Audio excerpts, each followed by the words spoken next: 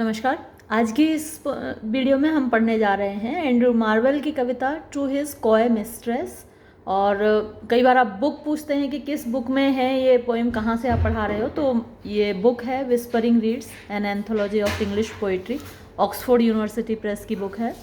बहुत सारी पोएम्स का कलेक्शन है इसमें, अलग अलग पोइट्स के। तो सारा पोइट्री कलेक्शन है। जनरली इसी टाइप की बुक्स होती हैं जिनसे मैं आपको पढ़ाई करती हूँ। इसमें एलिजाबेथन एज से लेकर मॉडर्न एज तक की काफ़ी सारी पोएम्स हैं। और ये है वो पोएम जिसकी आपने रिक्वेस्ट की है। काफ़ी दिन से रिक्वेस्ट आ रही है, चलिए आज इसको करते हैं। To his coy mistress, coy में शर्मीली होती है और मिस्ट्रेस माने बिलवेड, प्रेमिका।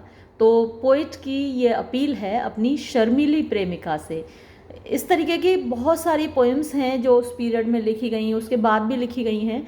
ये आप इसको सेडक्शन पोएम कह सकते हैं। एक सेडक्शन माने किसी को किसी चीज़ के लिए राजी करना, है ना। जैसे कि सैटर्न ने ईव का सेडक्शन किया था, ईव को राजी किया था वो फल खाने के लिए जो फॉरबिडन फ्रूट था।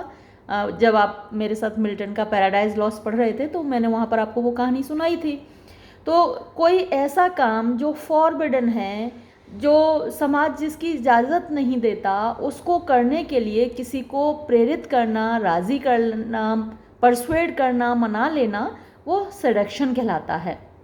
तो यहाँ भी एंड्रू मार्वेल अपनी प्रेमिका को सिड्यूस करने की कोशिश कर रहा है, उसको मनाने की कोशिश कर रहा है कि देखो वक्त नहीं है और जिंदगी है, जीने के हैं 4 दिन, है ना।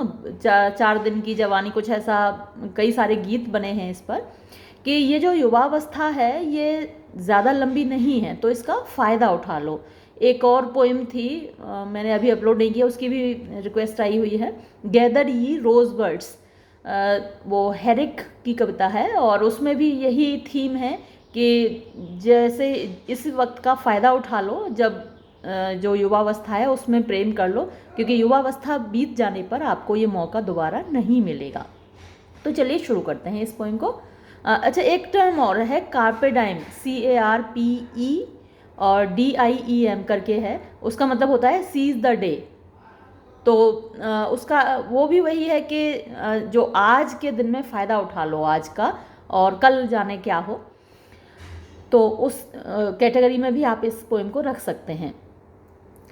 पहली लाइन देखिए, had we but world enough and time. Had we, अगर हमारे पास होता, बट केवल, वर्ल्ड माने दुनिया, एनफ पर्याप्त, तो दुनिया मतलब जगह, टाइम, एंड टाइम तो वही समय, हमारे पास पर्याप्त समय होता, पर्याप्त जगह होती।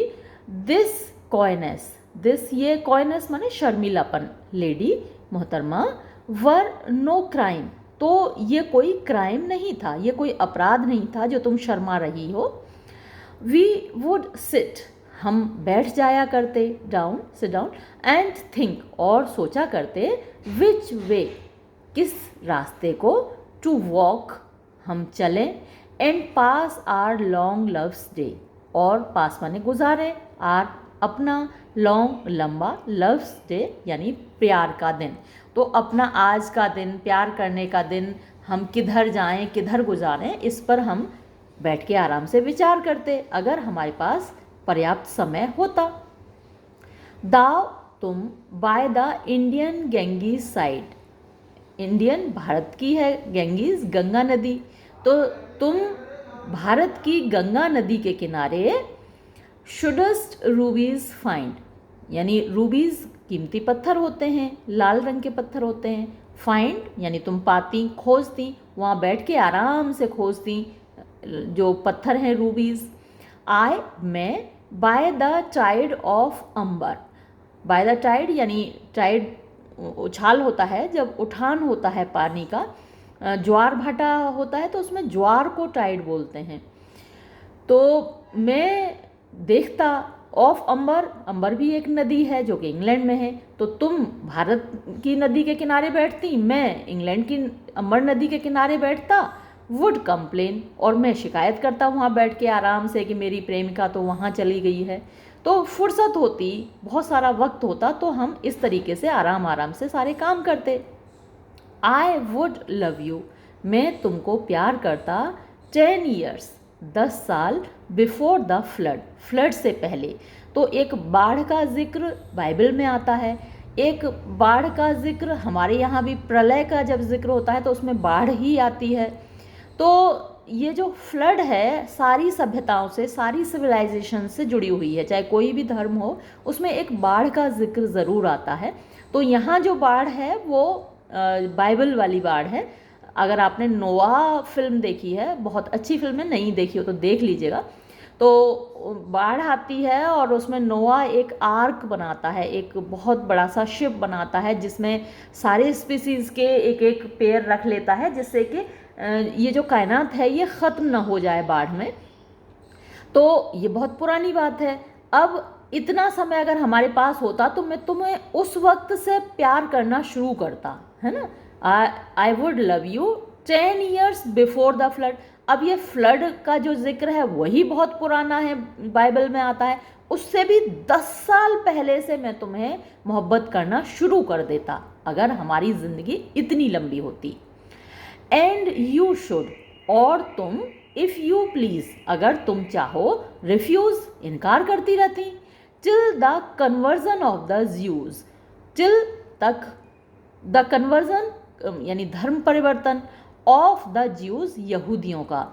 तो जो यहूदी धर्म है वो ईसाई धर्म से पुराना है, और जो पोइट है वो ईसाई धर्म को मानने वाला है। हर कोई अपने धर्म में दूसरे धर्म के लोगों को कन्वर्ट करना चाहता है ना। हालांकि हिंदू धर्म में ऐसा कम ही होता है, हम भी वैसे घर वापसी की बात तो करते हैं कि जो हमारे भाई बहन दूसरे धर्म में चले गए हैं किसी वजह से, वो वापस घर आ जाएं, हमारे साथ आ जाएं। तो वो एक है। लेकिन जो ईसाई हैं वो चाहते हैं कि सारे ज्यूज़ कन्वर्ट होके ईसाई बन जाएं, यानी अपना धर्म छोड़ के ईसाई धर्म में शामिल हो जाएं। सभी धर्म ऐसा करते हैं, लेकिन ये संभव नहीं है। ऐसा करने में जाने कितना समय लगेगा, और ये इम्पॉसिबल टास्क है। आप कन्वर्ट करके किसी भी एक धर्म को ख़त्म नहीं कर सकते। ज्यूज़ के साथ तो बहुत कुछ हुआ है ना। हिटलर ने इतने सारे ज्यूज़ को मार दिया, इतने अत्याचार हुए, लाखों करोड़ों की संख्या में उनको मार डाला गया, लेकिन यहूदी धर्म ख़त्म तो नहीं हुआ। तो किसी भी धर्म को आप कितना भी कन्वर्ट कर लें, कितने भी लोगों को, लेकिन वो ख़त्म नहीं होगा। जैनिज़्म है, बुद्धिज़्म है, बहुत छोटे छोटे धर्म है, पारसी धर्म है।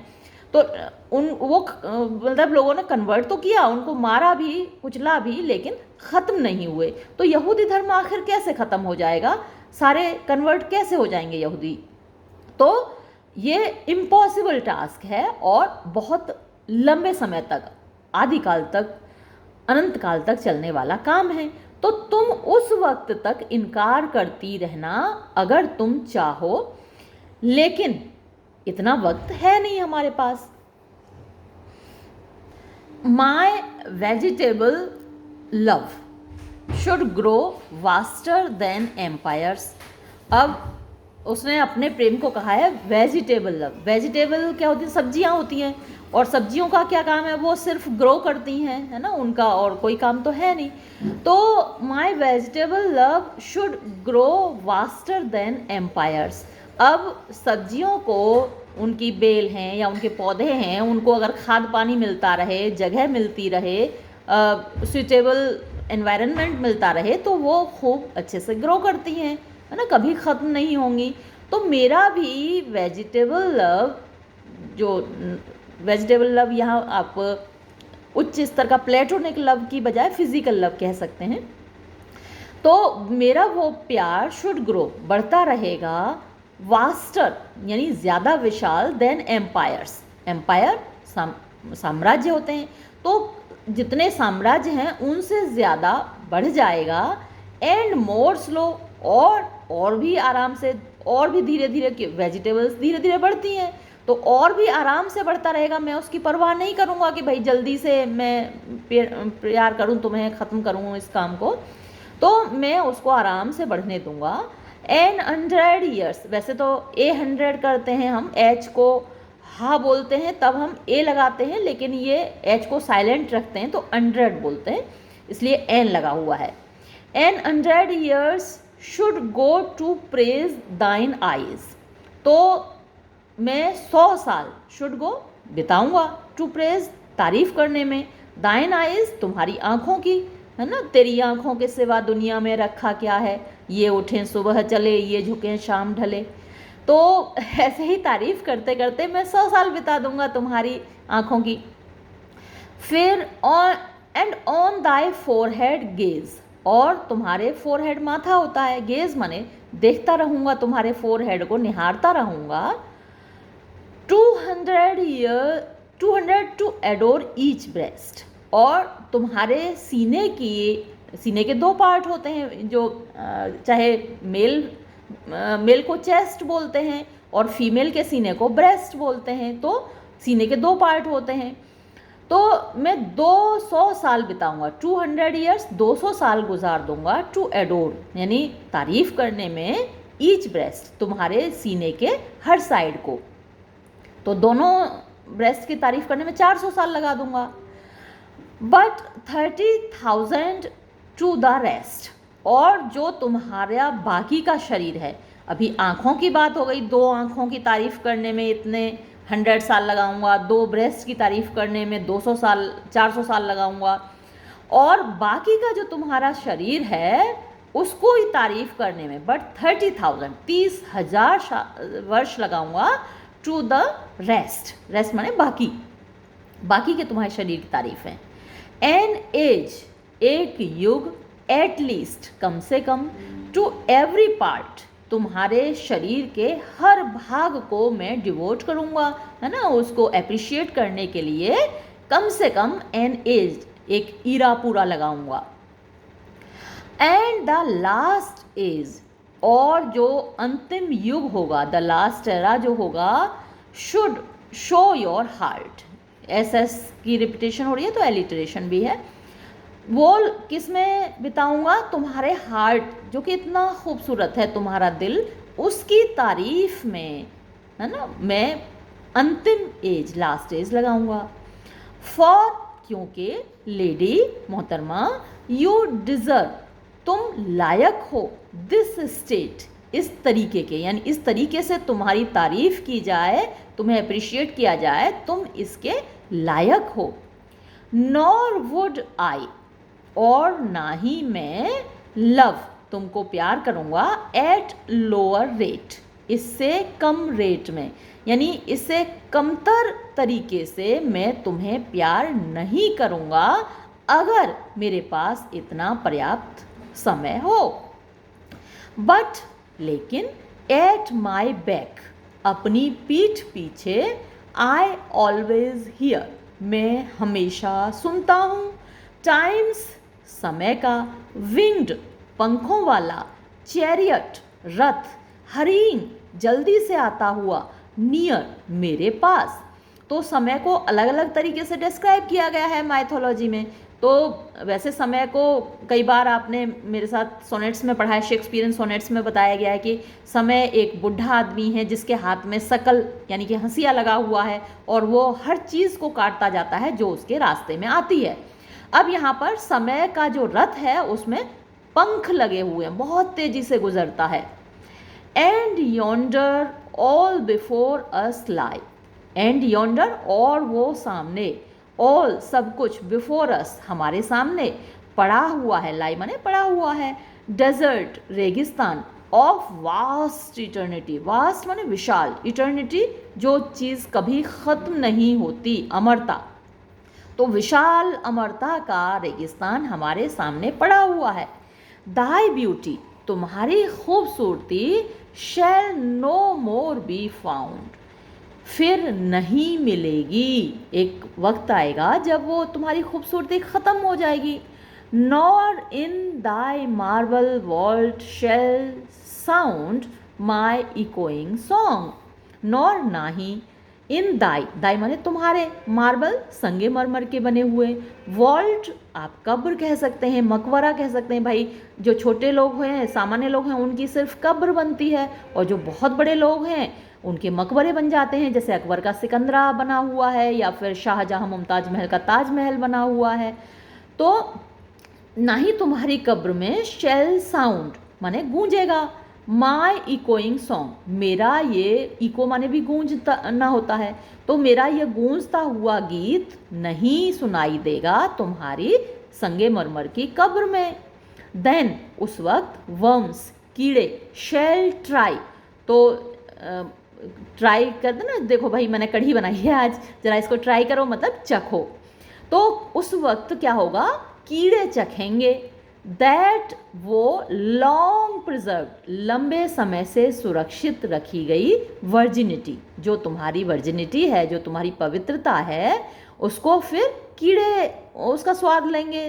तुम अगर मेरे साथ प्रेम संबंध स्थापित नहीं करोगी तो फिर तुम्हारा ये जो युवावस्था है, ये जो तुम्हारा शरीर है खूबसूरत, तुम्हारी वर्जिनिटी है, उसका स्वाद कीड़े चखेंगे। एंड योर क्वेंट ऑनर, और ये जो तुम्हारा क्वेंट ऑनर है, क्वेंट के कई मीनिंग हैं, विचित्र है, ऑड है, ओल्ड फैशन्ड है, तो यहाँ ओल्ड फैशन्ड ही ज़्यादा सूट कर रहा है, क्योंकि पुराने ज़माने में ऑनर को बहुत ऊपर रखा जाता था। आजकल अब ये तो हालांकि पुरानी है कविता, लेकिन उनके हिसाब से वो मॉडर्न एज था, तो क्वेंट ओल्ड फैशन, जो पुराने तरीके का तुम्हारा ऑनर है, सम्मान है, टर्न टू डस्ट, वो मिट्टी में मिल जाएगा, धूल में मिल जाएगा, क्योंकि मरने के बाद तो हम भी मिट्टी बन जाते हैं। एंड इनटू एशेस, और एशेस में, एशेस जलाने के बाद जो राख बचती है वो एशेस कहलाती है ना, तो उसको धूल मिट्टी या एशेस कुछ भी बोलिए। ऑल माई लस्ट, ये जो मेरी लस्ट है, यानी तुमको, तुम्हारे फिजिक को, तुम्हारे बॉडी को हासिल करने की जो इच्छा है वो लस्ट कहलाती है ना। एक तो प्लेटोनिक लव होता है और एक लस्ट होती है, तो यहाँ पर जो मेरी लस्ट है, तुम्हें फिजिकली हासिल करने की जो मेरी इच्छा है, वो भी मिट्टी में मिल जाएगी। The Graves fine and private place, जो ग्रेव है, कब्र है, वो एक बढ़िया जगह होती है, प्राइवेट एकांत जगह होती है। बट नन, लेकिन कोई नहीं, आई थिंक, मुझे लगता है, डू देयर एम्ब्रेस, एम्ब्रेस माने आलिंगन करना, गले लगाना, वहाँ पर कोई किसी को गले तो लगाता नहीं है। जब आप किसी को एम्ब्रेस करना चाहते हैं तो प्राइवेट जगह तलाश करते हैं, एकांत जगह तलाश करते हैं। तो ग्रेव हालांकि एकांत जगह है, बढ़िया जगह है, लेकिन वहाँ कोई किसी को एम्ब्रेस नहीं करता, आलिंगन नहीं करता।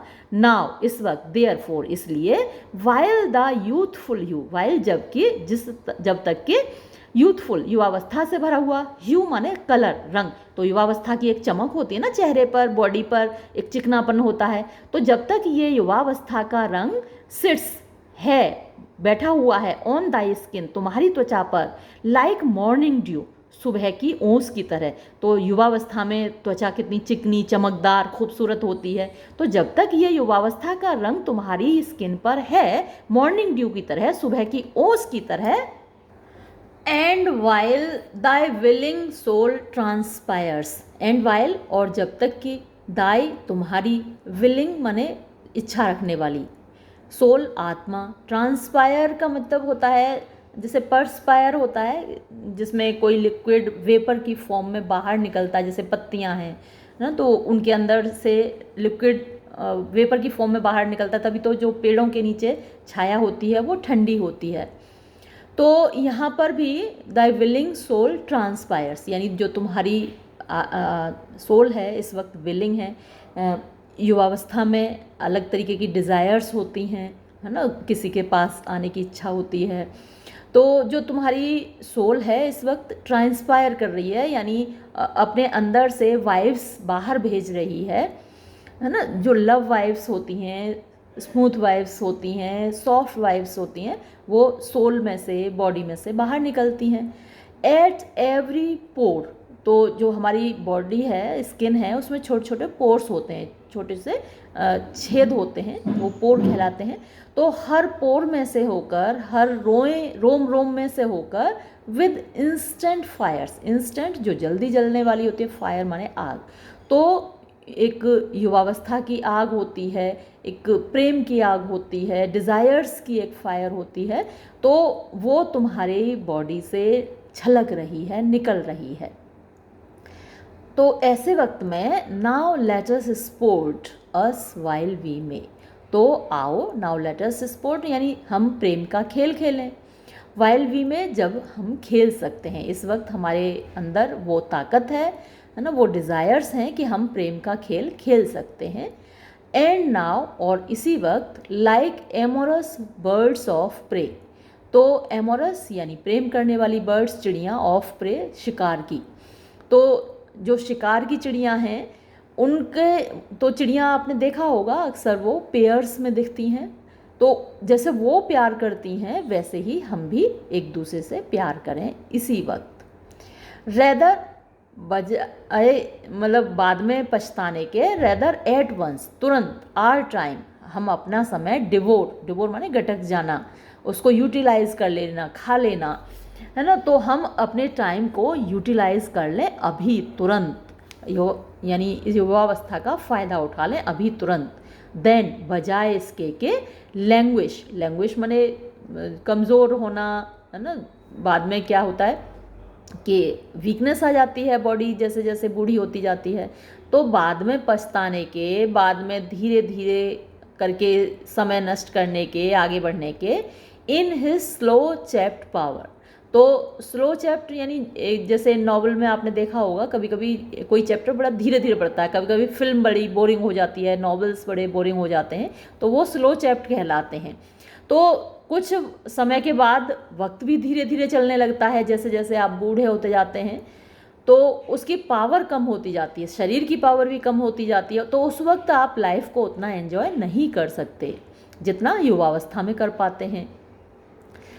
लेट अस रोल, तो हम क्या है, रोल कर लें, गोल कर लें, ऑल आर स्ट्रेंथ, अपनी सारी ताकत को, एंड ऑल आर स्वीटनेस, और अपनी सारी स्वीटनेस को, मधुरता को, मिठास को, तो मन के अंदर एक मिठास रहती है, प्रेम की भावना रहती है, तो उस सब को हम रोल कर लें, गोल कर लें, इनटू द वन बॉल, एक बॉल की फॉर्म में।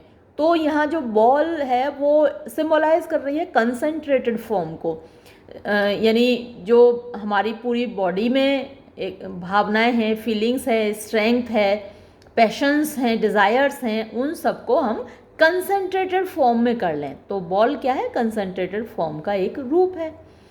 And tear our pleasures with rough strife, तो ये tear our pleasures with rough strife, इसको आप अगर ट्रांसलेट करें तो ये मतलब एक सिंबल है कि आपको फाइट करना है, किसके अगेंस्ट करना है, जो इनेविटेबल कॉन्स्टेंट्स हैं, जो बैरियर्स हैं, जो हर्डल्स हैं, टाइम के, मॉरलिटी के, मॉर्टलिटी के, तो इन सब के खिलाफ आपको लड़ना है ना। तो and tear our pleasures with rough strife, तो हम अपनी खुशियों को लड़कर हासिल करें। रफ माने खुरदरा होता है वैसे तो, स्ट्राइफ माने संघर्ष होता है, तो कोई भी चीज़ आपको आसानी से हासिल तो होती नहीं है, उसके लिए आपको स्ट्रगल करना पड़ता है, स्ट्राइव करना पड़ता है। तो हम वक्त से लड़कर, ज़माने से लड़कर, समाज के बैरियर्स से लड़कर अपने प्लेजर्स को हासिल करें। टीयर आर प्लेजर्स यानी हासिल कर लें, लड़के ले लें अपने प्लेजर्स को, खुशियों को, विद रफ स्ट्राइफ यानी कड़े संघर्ष से।